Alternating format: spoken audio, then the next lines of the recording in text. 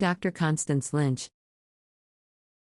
introduces a new progressive web app game at TESOL 2023 on a new technology showcase. LynGo. Let's watch it now. Lynch, and people call me Connie. I'm going to tell you about a program, a game. It is called Lynch Launch to Literacy, Triple L. It is a unique phonemic awareness program that teaches you or your students to hear the sounds you cannot perceive. If you or your students are learning English as a second language or an additional language, what I found in my 20 years of research is that important phonemes or sounds in English that do not exist in your native language, you actually cannot perceive, at least as linguistic units. So our motto is learn to perceive the imperceptible. It's called LynGo. It's a game. And you're going to be able to get it here and put on your phones. How did I come about with this game? In years past, I was a professor in the area of communication disorders or speech pathology, teaching courses like neuroscience, research and design, voice and language at University of California, University of South Florida, University of Minnesota. So I was on a career path in academia. And then I met my husband here, fell in love, and he was a Air Force Special Operations pilot. So he flew me away from my career, and I went around the world with him and our family.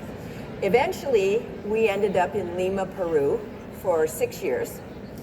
And I could speak Spanish, but not well enough to do therapy in Spanish or to teach at the university in Spanish. So I started to do accent reduction therapy, which is, I was working with pilots and English teachers and businessmen who were fluent in English, but wanted to be better understood when they spoke English. So the accent reduction therapy, it tries to reduce the effects of your native phonemic system on the phonemic system of American English.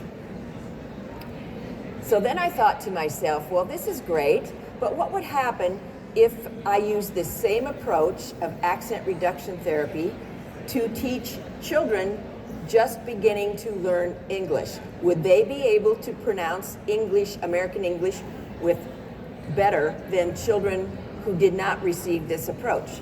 So I went to Colegio Roosevelt, which is an American English immersion school in Lima, Peru, and proposed this idea. The teachers there were very happy because most of them were in my accent reduction therapy program, and I was trained as a researcher. So they let me into their school for a year, working with their kindergarten students, using this same idea of accent reduction therapy as a phonemic awareness program. So we ended up with a collaboration between teachers and researchers, the English teacher and myself as a speech pathologist, and fields of discipline, EFL and communication disorders. And oftentimes collaborations end up with great programs. We ended up with a unique phonemic awareness program which targets important American English phonemes that do not exist in other languages. Many years ago, a researcher named Compton studied 40 different languages in the world and compared their phonemic systems to that of American English phonemic system. He found the same pattern in all of those systems, between those languages. And mainly it was that voiced stops, fricatives, and affricates at the ends of words become devoiced. So in other words, ba, da, ga, za, ja, at the end of a word becomes p, t, and those are different words in English. That makes a different word. And that lacks vowels like a, I, don't exist in these other languages. And obviously the interdental fricative th doesn't exist in other languages. So I ended up targeting those differences and came up with a program that has 8 vowel and 20 consonant contrasts. I used the principle and logic of minimal pairs. So this is an example of a vowel contrast. This is teaching the difference between I, which exists in American English but not many other languages, and E. That's usually what gets substituted, is the E for the I. So they have to learn to hear the difference between sheep and ship. I use minimal pairs because I don't want context to help them. They have to hear it. That's the point. And here's an example of a consonant contrast. The Z sound, Z, at the end of a word exists in English, but not other languages. So I teach eyes, ice, because what they hear is ice, ice, sheep, sheep. But I want them, the program wants them to hear that difference. Hear 2 words, not 1.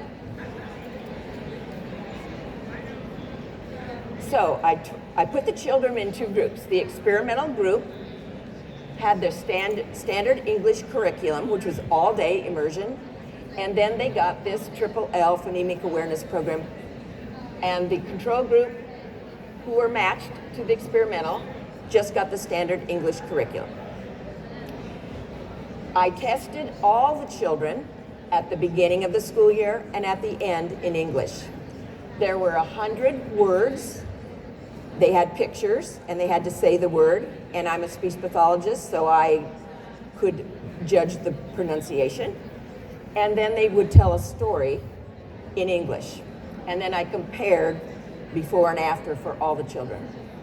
The children in the experimental group got the Triple L phonemic awareness program for 20 to 30 minutes daily in a group, and it was taught collaboratively by the classroom teacher and the speech pathologist, who was me. This is what they might see.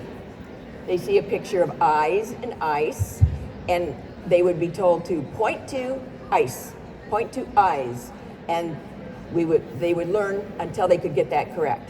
Here's another example. This is versus ah. Doesn't exist in most languages. They substitute ah. So this is nut, not. And so this is another example of a contrast. We have 28 contrasts in the entire game. So at the end of the year, here's the results. This tells the story. In pronunciation of a single word, which were those 100 words, the experimental children who got the program improved their pronunciation by 714%, and the control by 54%. Huge difference. When they told the stories, the pronunciation improved by the experimental group 259% versus 21%. So the answer to my question that I originally asked is, would the children be able to better pronounce English if they were taught to hear sounds they couldn't hear, is an outstanding yes. But not all experiments, but in many experiments, you find something you weren't looking for. I was not looking for this, but I found it. When I looked at the transcripts of the storytelling that the children told from the 2 groups, I saw a very big difference in their English. The children who received the phonemic awareness program had improved the size of their vocabulary when they told the story by 405%, and the children who had not received it improved their vocabulary by 165%. Of course, we expect them to improve. They're in an English school, right? But look at the difference that 20 to 30 minutes makes of directed education. This shows the total number of different English words used in storytelling, the vocabulary. Before, no difference. After, the pink is the experimental group. Then I looked at what are the total number of English words used in storytelling? What is the quantity? How long were their stories? And before, no difference. Look at after, double the words. So it seems that teaching the children to hear sounds in English that they couldn't hear increased their confidence in speaking English, increased the ease with which they could speak English, and increased their fluency, which is very important in language learning. Then I looked at those 100 words that how many of those 100 words could they just name without me saying the word? Spontaneous naming. Before, no difference. And look at after. The experimental group had increased the number of words that they could name without me telling them 173% versus 99%. And that's just another measure of vocabulary learning. So why did we get these results? It appears that the children who received the phonemic awareness program were learning English at double the rate, faster, double the vocabulary, twice as many words. Those are all indications of English learning or language learning. There's probably a lot of reasons why this happened, but today let's just talk about the most obvious. If the children or an adult who does this program can hear the difference between ship and sheep, they hear two words, versus sheep, sheep, they hear one word. Pool, pull, two words, one word pool. Back, bag, they hear two words, not just back. And ice, eyes, they hear two words, not just ice. They hear bat, bad, not just bat. Are they not hearing twice as much English? And doesn't it make sense that their vocabulary would be twice as large? If you hear more, you learn more. So this program is LynGo. It evolved from Triple L, my Lynch Launch to Literacy that I did in the schools. It consists of 8 vowel contrasts and 20 consonant contrasts. It will benefit all languages because there isn't a lot of difference. The differences between English and other languages are very similar. So the Asian languages, they will be able to hear the difference between wed, led, red. The Spanish will be able to hear the difference between ship, sheep, pull, pool. All nationalities will be able to hear thumb, tum, three, tree. So it will benefit all languages. If you are a new learner of English, if your student is new, it will accelerate learning English vocabulary. It will improve their pronunciation. It will reduce their native accent on their English, and it improves their fluency. If you are already fluent, it will improve your pronunciation and reduce your native accent. So today, what I'm introducing here at TESOL, we are introducing our progressive web listening comprehension app, LynGo. It is not an English curriculum or program. It is a unique phonemic awareness program, which can be used as a tool to learn and use your English programs. It is now converted from a classroom clinically administered program to a progressive web-based gaming app, which is important. It's a game, and it can work in conjunction with your other English language learning or stand alone. The purpose of this program, this game, is to learn to perceive the imperceptible. So this is the game, and let's watch, I'll let you take a picture of this. And then let's watch some people playing it. It can be used all ages. I used it with children of special needs. It's easy, easy, easy to learn to play quickly, but it teaches. Okay, here we go. Ready? You can insert or play the LynGo montage video here and then return to finish her presentation if you wish. Questions? Yes.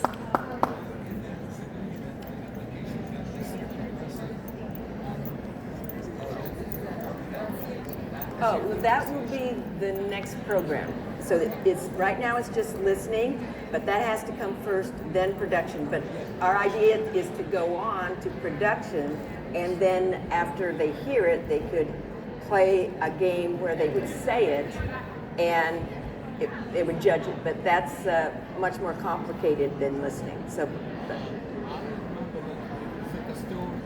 Many years ago, there was a possibility of this. There was kind of a gauge from yellow to orange to red, checking your closeness to native speaker by vaccination. Yes, there's different programs like that, and so we're going to be looking at the best way to do this in our next application. But you have to be able to do all of this before you can do that. Yeah. Pardon? Oh. Before? Oh.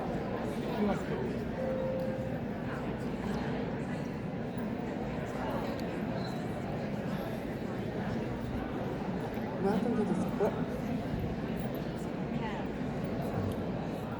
Whoops.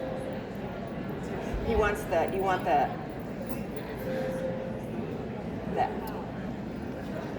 You got it? Okay. And we have handouts, and I have some cards to give you, because if you use this with your students, I would love to have your feedback. We do plan, if there are languages that you are primarily dealing with and you notice that there's some lessons that we need, it's easy enough to add a lesson or two that might be specific to a language. When I taught this in Korea, I added 2 lessons. So in the future, that's another change we may be making, is to adjust to specifics of some languages. I think it was the Philippines, some of those languages wanted a PF at the beginning of the word. They said they mix those up all the time. That would be easy to do. I have those at the end of a word, but not at the beginning. So we can change, we may be adding programs, or lessons I should say, to this. So if you would like a flyer, I have flyers up here that can tell you how to download this.